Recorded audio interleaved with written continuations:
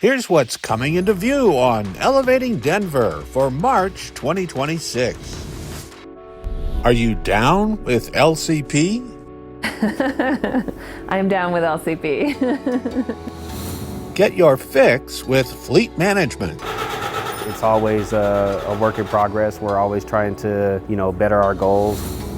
And RIP with the library's Death Cafe. Grief is not a small thing to try to welcome in. Those stories and more are just ahead on Elevating Denver.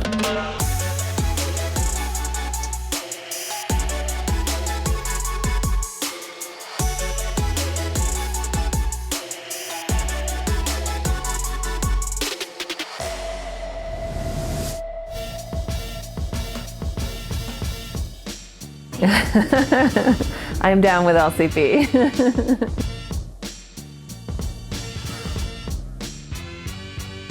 The voters in November of 2025 approved by a pretty large margin to change the name of our department. So we were Department of Excise and Licenses, and now starting fresh with a new name in 2026 as the Department of Licensing and Consumer Protection. One thing we don't do is excise.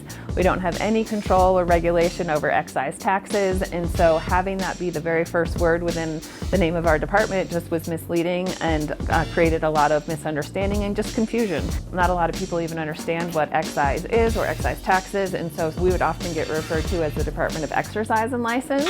Really, we're just happy that there are much more relatable terms in our name now. It was something that we had been thinking about for a while, just wanting to make sure that the services that we provide to the public, that they know that we are here for them to protect the public health, safety, and welfare. So it's something I started talking about with the mayor right when he started, knowing that he had a vision around making sure government services were accessible and efficient.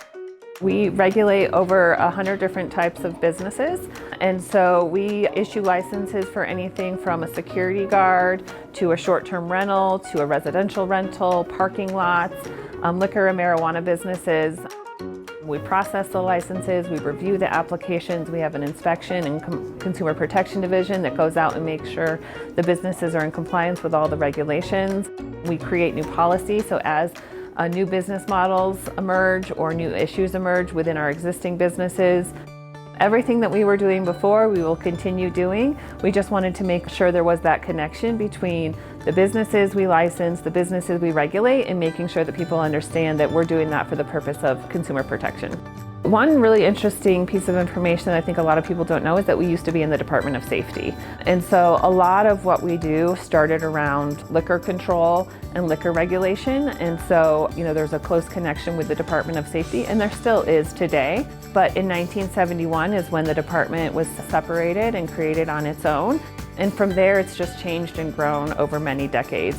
It's a pretty big change and a pretty big deal to have to go in and change the charter for the city. And so I'm very excited that this is kind of a pivotal moment for our department to make sure that, again, the public understands this valuable service that we offer. We're always here and happy to help answer questions. That, and then the other point is, if you are interacting with a business that you have concerns about, whether you think they have some unsafe practice or there's some type of behavior that you're concerned about, you can file a complaint through our consumer protection portal. Anybody can file a complaint online. It's at denvergov.org/consumer protection.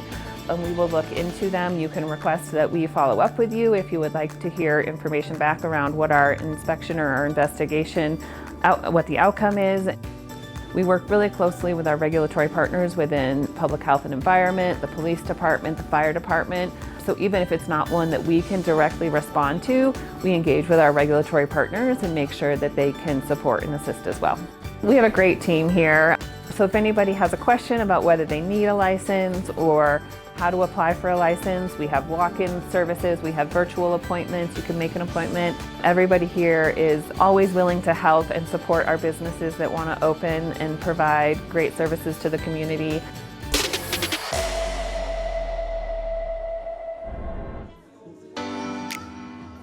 The Museum for Black Girls is a celebratory, immersive, interactive experience highlighting the stories, achievements, and journeys of Black women. We also highlight a lot of local and international artists in the space. And then there's lots of places to take photos. So we like to say it's a traditional museum mixed in with a selfie museum, but celebrating our stories and history. Hi, my name is Charlie. I am the founder and CEO of the Museum for Black Girls here in Denver. So the inspiration behind the Museum for Black Girls was an event I was doing for my birthday, a secret event I put out on Facebook that I didn't know if I wanted to do, and then I went back a month later and over 1,300 people were interested. So we ended up opening in December of 2019 with the line around the corner, and we have been celebrating and opening spaces ever since, and we're celebrating 7 years this year. I also just like to encourage or hopefully inspire you guys that this is a place where it's a reminder that you're able to do anything that you want to do. I created this just out of thought out in my head for my birthday, and now it's a whole business. So nothing is impossible. Anything that you're dreaming of. We're here at the Museum for Black Girls. I wanted to bring our students out here to see part of their history, their culture. With the club, I try and amplify those things in school, but I thought it would be really nice for them to go outside of school and see that and see all these pictures, see all the great messages, for them to take pictures, have fun with each other, experience a lot of that Black joy that they don't get to experience a lot in the classroom. We like to say this is a place to leave with inspiration. So to come in and feel inspired and to leave knowing that your dream is possible. So you can expect to see a lot of artwork in here, lots of places to take photos, and a lot of history about the stories, achievements, and journeys of Black women. So my favorite obviously is the Grandma's Kitchen. That was our very first exhibit. I grew up getting my hair done in the kitchen just like so many other Black girls around the world. And then we also have our magazine walls and our iconic Black Woman Tunnel, which is just a tunnel full of Black and white photos from women from all ethnicities, ages. I like the fact that you can touch. It's very interactive. A lot of museums, you can't touch, you have to stay back.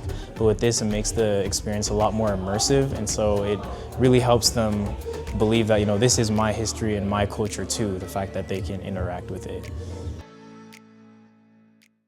Representation is so important. So when I was growing up, we didn't see ourselves in traditional museums. You can't, and you still to this day can barely walk in traditional museums and see ourselves reflected. It's important for Black girls, for everyone honestly, to see themselves in the roles that they want to be in, to know it's possible. We never knew it was possible to have a Black woman vice president or a Black woman first lady or to be a billionaire. You never know those things are possible unless you see someone who looks like you doing those things. And that is why representation is important. I've heard, I'm going to bring my mom here. They want to bring their family here to enjoy this space as well. So I'm really glad that they want to bring this back to their own communities too, to amplify this space. I think it's really great for them to see that. I think after COVID, people really craved connection and experiences, and I think that's what people are looking for now, a new way to learn things. I really opened this as a sensory museum because I was tired of going to traditional museums and it was just quiet. So here you'll hear music, you'll hear people dancing and laughing and really enjoying learning about the history of Black women. Everyone would benefit from coming here. The common saying, Black history is American history. So a lot of these stories that you see in this space aren't usually taught in the classroom, and as a teacher I see that, these stories aren't amplified in the American education system. So I think everyone would benefit from hearing these stories that they wouldn't otherwise have known about beforehand. Definitely check out the museum. This is a great space. I love it. I definitely want to bring more students back next time. Definitely check it out. We have yoga classes and paint and sips and brunches. You can find us inside the Denver Pavilions in downtown Denver. We are open Wednesdays and Thursdays from 12 to 5 p.m., Fridays and Saturdays from 12 to 7, and on Sundays from 12 to 5 p.m.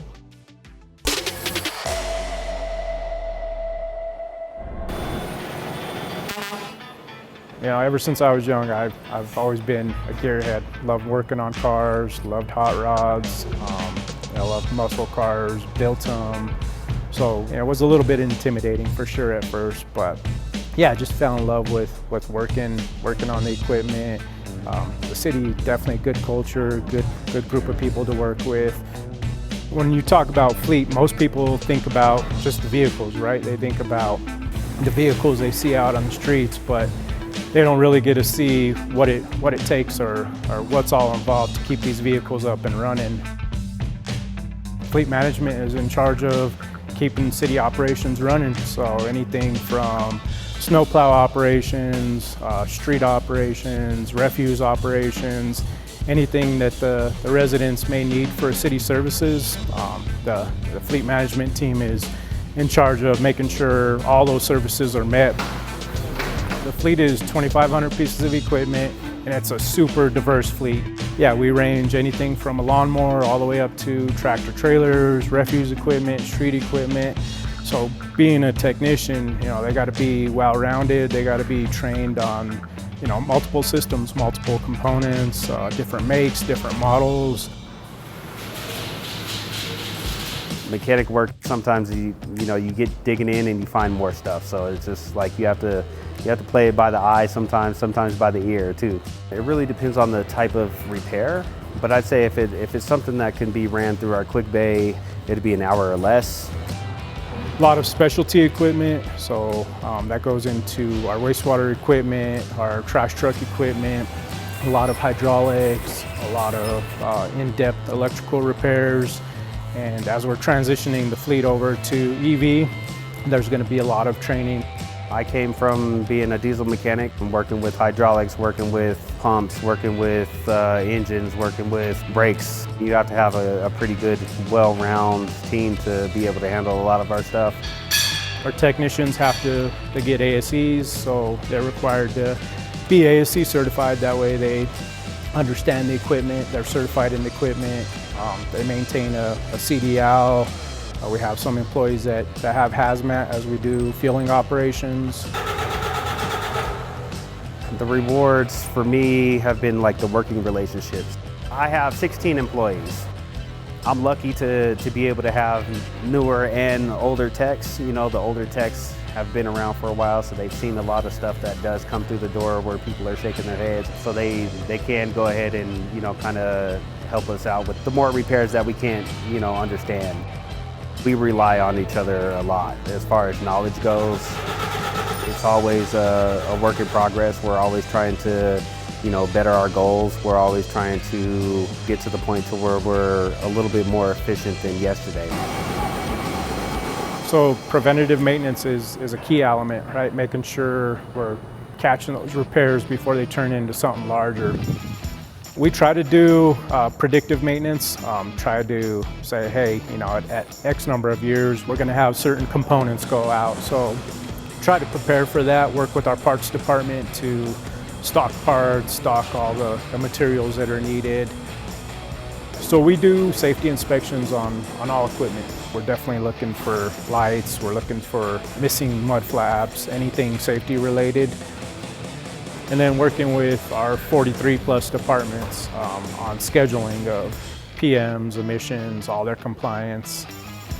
Everything's set through our asset management system. As soon as the truck comes in or a unit comes in, we create a work order for it. We track mileage, hours. We put in what the repair is. Technicians are putting notes. They're actually ordering parts through that portal, working with our parts department. We're actually working on a fleet optimization right now where we're doing utilization study throughout the fleet to figure out, is equipment being utilized correctly? Is there any potential to move units from one department to another, potentially sell equipment if needed? Just making sure we're right-sizing the fleet and that we're working to meet those goals and support our end users. I like to tell everybody it's what you put into a job. At the end of the day, we all have a goal to meet, so being able to depend on the next guy is big, so the group of guys that we have here, guys and gals, they work hard and we do a lot of work, so it's great.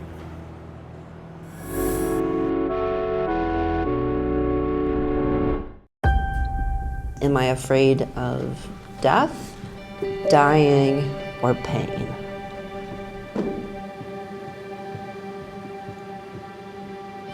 My father died when I was young, and I knew instinctively that something was very wrong about the way his death was described, how we weren't prepared or didn't have conversations.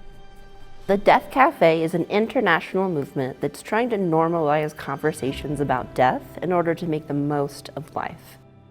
being able to attend a place where people want to ask questions, kind of share their hearts, felt like a place I wanted to go try out and be a part of. It's the goodbye, that's the part that requires Kleenex, that I fear so much, is the separation from the people I love. We've been doing it here at the Park Hill Branch Library for 2 full years now. It's a wonderful opportunity to talk to people. There's no topic that is prepared. We don't have speakers. It's just a matter of coming with whatever's on your heart and want to share with your neighbors. I think it's almost like an informal therapy group, and that you learn you're not the only one who has experienced something in some kind of a way. As everyone could tell that she was getting pretty weak, that she was still in denial. Those of us around her saying sort of like, wow, what a shame, that's too bad, some of these final goodbyes, and being able to say all the words that we hope we could get to say. My first experience at a death cafe was actually the one at Park Hill Library. I felt nervous to try to go attend something new. Also, given the topic of death and loss and grief is like not a small thing to try to welcome in, but you could tell that everyone had a really open energy and like open heart. The whole environment felt really supportive. I just think that I keep coming back because of the community, and sometimes you see familiar faces and just the opportunity to like share your own heart, to also see other people. I think something that I've gotten out of coming to the death cafes is really being able to form my own community around people that are open and interested around the topics of death and grief and loss.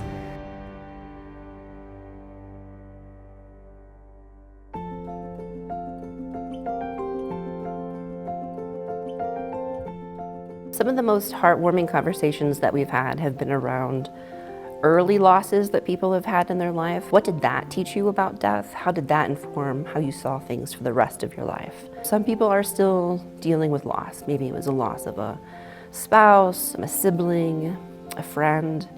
So how, as you grow, does your relationship change to death? And then your own death. People have come because they've been really afraid of death. Other people have come because they want to talk about it and they don't know anyone else to talk to. It is a really unifying topic. Nobody gets out of here alive. And that one of the things that happens in this process is that we have 2 common experiences. We have our birth and then we have our death. To come in, we had to be born. To go out, we have to die. And in between is the experience of our life. And that's what we're sharing, and that's what we want to have people come to that place, prepare for the going out, and then live your life. Every time it's different people coming from different places in their life with different topics, a different group of people, different things that are in the news. What's going on in the outside world definitely comes into the smaller circle. Hopefully you're leaving with a lighter heart and feeling less alone in the world, and maybe with more questions than you came in for. If you want to be more active in Death Cafe, definitely go to the deathcafe.com website. You'll be able to search internationally all of the different death cafes that are happening. Maybe getting out of the house is a little bit tricky, so try a virtual cafe as well. You could be shy, you don't have to turn your camera on. Also, please come to the library. If there isn't one happening near you, talk to your local librarian, see if that might be something that they're able to offer in your area. Thank you.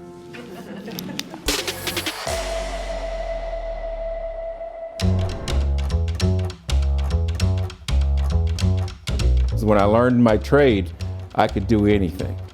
And to this day, I can do anything. My name is Sam McNeil, originally from Savannah, Georgia, and been living here since I was 10 years old, and formerly taught at Emily Griffith Opportunity School for some years. I've always had an interest in art. I built like security doors, wrought iron fences and stuff like that. And every now and then a customer would ask me to design something. What inspires me is just what you see a lot of these things are made out of scrap material. Stuff that's actually been found in the alleys, gone to scrap yards, and sometimes people have left at this front door because they know what we do. It doesn't take that much to be a kind person. And I think that most of the work that we do here is emulating that simplicity. The art is where we are standing. We cannot fix the world entirely, but we can bring that inspiration, we can bring out that magic that is art to others. I think when you see the work that is done here, you can see that resilience, you can see that softness, you can see that like almost comedy come through, and that's what attracts me. The characters actually come alive. We have a lot of Black history here, a lot, and a lot of people don't realize that. They've taken part of the history away from here. So the things that we design kind of speaks on that, even like with this bench here, with the Rossonian Hotel that's built into it, and even doing this piece of Charles Burrell, who just recently died here a few months ago. And realizing that he was a big part of this neighborhood. Obviously representing what our mission in this shop is. History of 5 Points, it's quite important for us, for the community, for our new generations. It's a full circle on teamwork. What's really cool about Sam is that he has a nose for images and icons that immediately get your attention. And he's been talking about this clock for a while, and I think the Rossonian just made sense as an icon of the neighborhood and what this neighborhood really means and its history and its special history, and because it symbolizes something that's really cool for the neighborhood, which is Afrofuturism and that idea of timekeeping. How people's experiences within the times that they live in, can change and evolve and develop and regress. It's like the piece out back with the Frederick Douglass. I wanted to put something there that would be in your face, and it draws attention. And we designed it in mind of the kids, because you see the little swing that he holds in his hands. I had a lot of fun with it. I'm afraid of heights. I did not do the height part, but yeah, representing the artistic part of it was a joyful thing. When we make it, it'll be an art piece, and it'll be a functioning art piece, but it'll have a story behind it. And that's real important to us down here. People talk, and people realize that here's somebody that stood for right, for justice, equality. The dynamic basically at the shop is not only like, we gotta get this job done. It involves a lot of like humor, and involves a lot of like cascading ideas. I call him Papa Sam. He has been my father figure. He taught me everything I know about welding, and he also has been my inspiration as an artist back in Mexico. He helped me bloom as a full-time artist. So Sam is primarily an inspiration, I would say. He is a teacher, but not just in welding and in fabrication, but a teaching of history, a teaching of values, a teaching of priorities. It's important to me so it could be passed on. So if somebody, and even back then, I didn't realize people looked up to me. I never saw that in me. And it was a deal where, wow, you do this, you're a welding instructor and this and that, it's like it's just a job. That's all I'm looking at, it's just a job. And now you see things now is like you don't realize who's paying attention. Because somebody paid attention to me. I've had the opportunity to do a lot of projects and to sort of advance my career as an artist and a welder because of this shop and because of the open door sort of energy that Sam has been bringing to this neighborhood and to residents of Denver. Like, and literally anybody who comes into this shop, he is going to share the story, share his story, and he's going to share his skills and his expertise. Stay elevated by subscribing to the city's YouTube page for these stories and more. And stay tuned to our social media channels for more content. Don't miss our new episodes of Elevating Denver, premiering each month. Thanks for watching, Denver.